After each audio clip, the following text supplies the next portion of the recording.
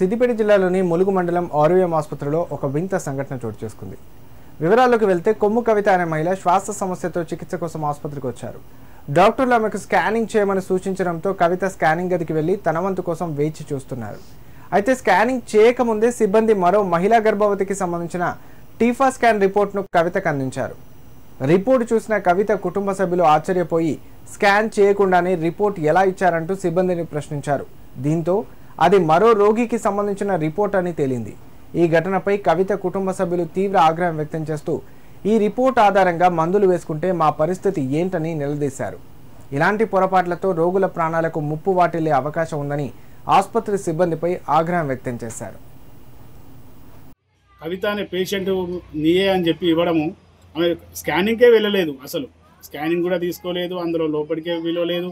వాళ్ళు ఆమె పేరు మీద రిపోర్టు ప్లస్ లోపల గర్భసంచికి సంబంధించిన బీతింగ్కి సంబంధించిన రిపోర్ట్స్ సహా ఆనవాళ్ళతో సహా ఇచ్చారు. అవే రిపోర్ట్స్ ఇప్పుడు చదువుకున్న వాళ్ళు ఉన్నారు. ఇప్పుడు నాకు ఫోన్ చేసి నేను స్కానింగ్కే వెళ్ళలేదు అన్నారు కాబట్టి నేను పోయినా.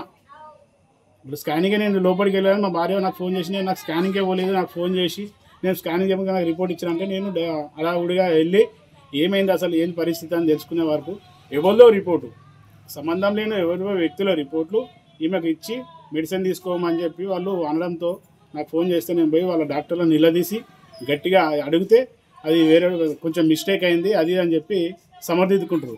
ఇలాంటి సమర్థించుకుంటారు.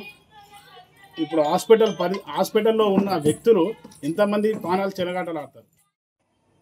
మా కోడలికి కొంచెం ఇట్లా దమ్ములాగా వస్తుందని అంటే 2-3 క్యానింగ్ తీసినాక మళ్ళీ అందుకు పోయినాక మళ్ళీ క్యానింగ్ తీయాలంటే ఆ రిపోర్ట్ ఇచ్చిండు. మా కొడుకు పోయిండు. కొడుకు పోగానే అయితే మా కొమ్మ కవిత అనగానే నేను తీసుకునే వరకల్లా ఏంది కడుపు క్యానింగ్ తీసింది ఎవరిదో తీసుకొచ్చాను అట్టేసింది. నాకేం తెలుసు, నేను చదువుకున్నాను. ఏమన్నా మా కొడుకు ఫోన్ చేయించి రిపోర్ట్ చేతికి అమ్మ క్యానింగ్ తీసుకోకనే ఇట్లా ఈ రిపోర్ట్ ఎక్కడదామా అని మా కొడుకు సార్ని అడిగిండు. తప్పు జరిగింది సాబా అన్న అట్లా ఇట్లా అంటే తప్పెట్ట జరుగుతుంది, ఎవరిని పానం తింటారు అది అని మేము ఒరిజినల్ చేసేపు జరిగింది, తప్పు జరిగింది ఒప్పుకోవాలి అది అని అంటే అట్టెట్లుంటుందని అన్నాము. నేను న్యాయసందానికి అదే రిపోర్ట్ ఇస్తే నేను పోయి మందులు తెచ్చుకుందు మందులు వేసుకుందు, నేను చచ్చిపోదు. మరి నా పిల్లలు ఆగం కదా, అటు నా కోడలు ఆగం కదా.